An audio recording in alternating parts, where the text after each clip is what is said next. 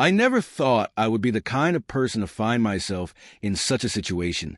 Yet there I was, sitting on the edge of my bed, staring at my phone, trying to make sense of what I had just seen.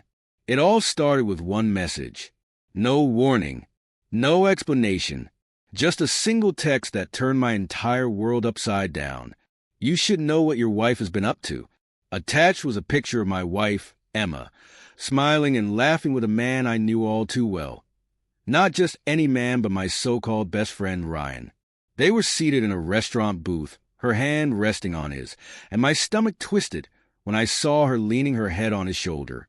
At first, I wanted to dismiss it as a misunderstanding, but there was something about her expression, so comfortable, so intimate, that felt wrong.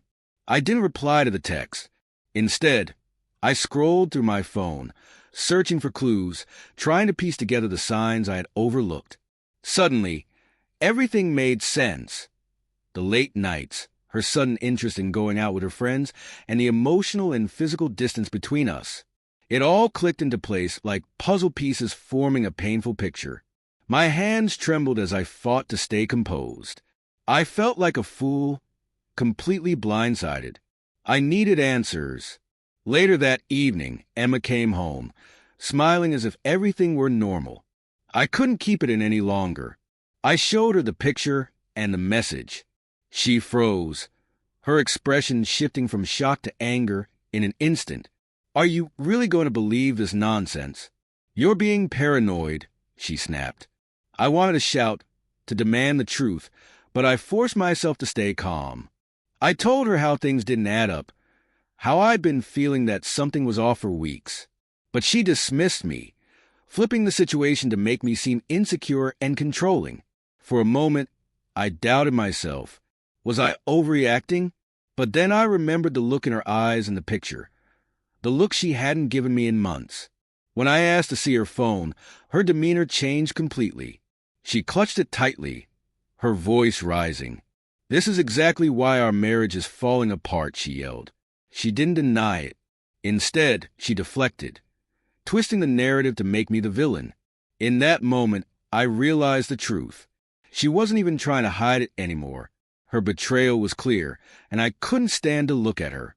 Grabbing my keys, I walked out, slamming the door behind me as she shouted after me. I needed air, space, and time to think. That night, my mind raced, replaying every conversation, every moment that now felt like a lie. The next morning, Emma acted as if nothing had happened. She made coffee, chatted about weekend plans, and pretended everything was fine. I barely responded, the tension between us unbearable. Then she casually mentioned a party our mutual friend, Sophie, was hosting on Saturday. "Ryan will be there," she said almost too casually, watching me closely. I clenched my jaw but nodded. If she thought I was going to let this slide, she was wrong. When Saturday arrived, I felt like I was walking into enemy territory. The room buzzed with conversation and laughter as we entered, but I could feel the stares. Emma played the perfect hostess, chatting and smiling as though everything was fine. Meanwhile, I spotted Ryan by the bar, his arrogant smirk daring me to react. He didn't even bother to look away. It was as if he thought he'd already won. Emma naturally gravitated toward him, leaning in close, laughing at his jokes, and deliberately touching his arm. She wanted me to see it. She wanted me to lose my composure, to create a scene so she could play the victim again. But I refused to give her that satisfaction. I forced myself to mingle, pretending I wasn't affected, but inside I was seething. Then I overheard two people whispering nearby. "Have you heard about their situation? The poor guy doesn't even know the half of it." That was my breaking point. I set my drink down and made my way toward them. The air seemed to shift as I approached, conversations fading into uneasy silence. When I reached them, I didn't hold back. "What the hell is this?" I said loudly, my voice cutting through the room. Emma's smile vanished, replaced by a flicker of panic. "What are you talking about?" she asked, trying to stay calm, but I could see the fear in her eyes. "You know exactly what I'm talking about," I said, pointing at Ryan. You've been sneaking around with him, lying to me, and now you're flaunting it in front of everyone here." Gasps rippled through the crowd. Emma's expression hardened as she stepped closer to me, her voice low but sharp. "Don't do this here," she hissed. "You didn't care about doing it here when you were all over him," I shot back. Ryan's smug confidence faltered. He stepped forward, raising his hands as though he were the reasonable one. "Maybe you should leave," he said, his tone condescending. That was the last straw. My blood boiled as I stepped closer, my voice low and dangerous. "You think you can stand there smug after everything you've done? Sneaking around with my wife and making me look like a fool?" Ryan faltered, his confidence wavering. Emma tried to interject, but I didn't let her. "This ends now," I growled, the words heavy with finality.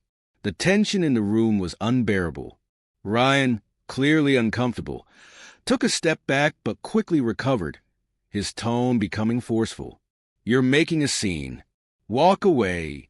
For a moment, I considered my options, but when he gave me a slight shove, something in me snapped.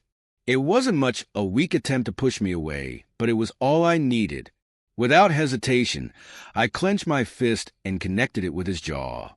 The force sent him stumbling backward, and gasps erupted from the onlookers. The impact of my punch shattered the tension in the air, reverberating through the room. Ryan staggered back, toppling a table behind him. Shouts erupted, but they were muffled by the pounding in my chest.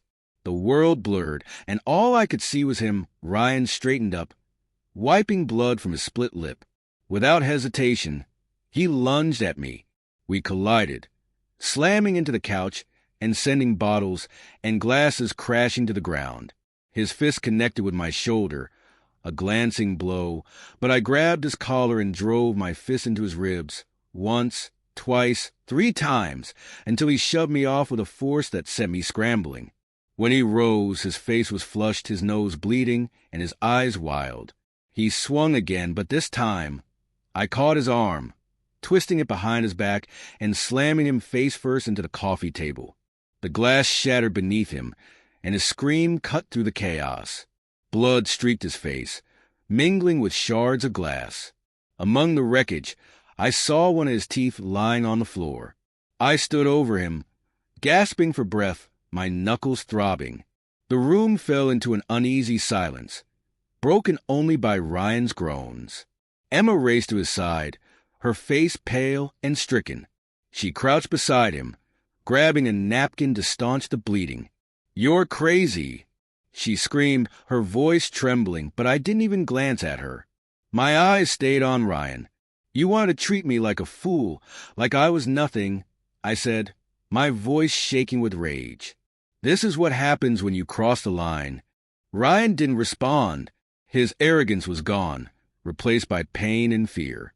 For the first time that night, I felt in control, but the silence that followed was heavier than the fight itself. Emma's sobs filled the quiet. She finally broke the stillness, her voice trembling with anger and desperation. "Haven't you done enough?" she spat. I turned to her, my voice cold. "Are you serious? After everything you did, you think I'm the monster here?" Her lips parted, but I cut her off. "No words can fix this. You brought this on yourself. You cheated, you lied, and now you're crying over him? Over this?" I gestured to Ryan, who struggled to sit up, groaning in pain. "You're a crazy man," Ryan muttered through swollen lips. I stepped toward him, and he flinched, raising his hands defensively. But I didn't hit him. Instead, I stood tall, glaring down at him. "You thought you could sneak around with another man's wife and walk away like nothing happened? How does it feel now?" His bravado crumbled into panic. I turned back to Emma, my voice quiet but firm. "And you, I hope it was worth it, destroying our marriage, our lives for him." Her lips quivered, but no words came. She stared at me, wide-eyed and broken, as if she hadn't expected everything to unravel so quickly. I glanced around the room, noticing familiar faces among the crowd. Friends I had trusted, people who had known the truth and said nothing. "I know you've all been whispering about this for weeks, I said, my voice rising, watching me walk around like a fool while you laugh behind my back. Some people turned away, shame etched on their faces. Others stood frozen, silent. My chest heaved as I turned to leave. Emma scrambled to her feet, her voice trembling. Please, I made a mistake. We can fix this. We can talk about it. I stopped but didn't turn around. After everything, you think there's anything left to fix? She flinched, then turned back to Ryan, who was still groaning on the floor. I didn't want things to go this far, she whispered, more to herself than to me. Too late, I said coldly. I pushed past the door and stepped outside. The cool night air hit my face, but the anger still burned, hotter with every step I took. Each stride carried me farther from the house from her, and from the wreckage of what we once had. When I reached my car, I slammed the door and gripped the steering wheel with trembling hands. My knuckles were white, my chest heaving, my heart pounding in my ears. And then clarity hit me. I wouldn't let her twist this. I wouldn't let her play the victim. The next morning, I filed for divorce. Emma begged, pleaded, and cried, but it was over. I moved on, and in the process, I learned something important. Respect isn't begged for, it's earned. And if someone won't give it to you, it's better to walk away, even if it hurts.